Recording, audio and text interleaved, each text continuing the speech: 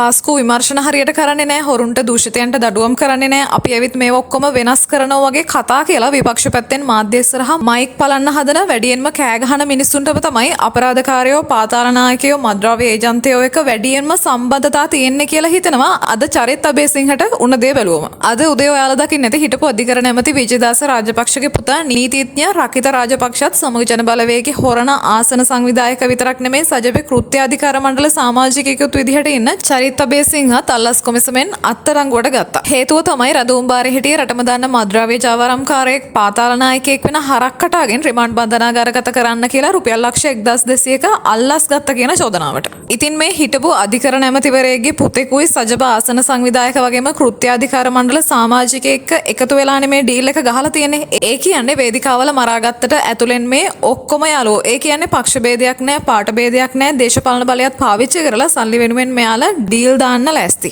සජිත් ප්‍රේමදාස චරිත් අබේසිංහට ආසන සංවිධායක ධූරය වගේම කෘත්‍යාධිකාර මණ්ඩල ධූරය දෙනකොටත් චරිත් අබේසිංහ එංගලන්තයේ අවුරුදු 7ක සිර දඬුවමකට යටත් වුණ කෙනෙක්. එංගලන්තෙන් ලංකාවට පිටුවහල් කළාට පස්සේ තමයි ලංකාවට ඇවිත් මේ තනතුරු දෙන්නේ. ඉතින් දැන් මේ වෙලා තියෙන සිද්ධි බැලුවම ඒවා තව තහවුරු වෙනවා. ඔයාලා දැකලා ඇති චරිත් අබේසිංහ ටීවී ප්‍රෝග්‍රෑම්ස් වලට ආවම සජබ වේදිකාවල ආණ්ඩුව විවේචනය කර රට හදන්න නීතිය රකින්න ලොකුවට කතා කරනවා. හැබැයි මාධ්‍ය ඉස්සරහා නීතිය හරියට ක්‍රියාත්මක වෙන්නේ නැහැ. අපි ආවොත් හොරු අල්ලනවා, දූෂණය නැති කරනවා, පාතාලය මර්ධනය කරනවා වගේ කතා කරලා මයික් එක පැත්තකින් තිබ්බ ගමන් මෙයාලා කරලා තියෙන්නේ පාතාලයක ඩීල් දාපු එක.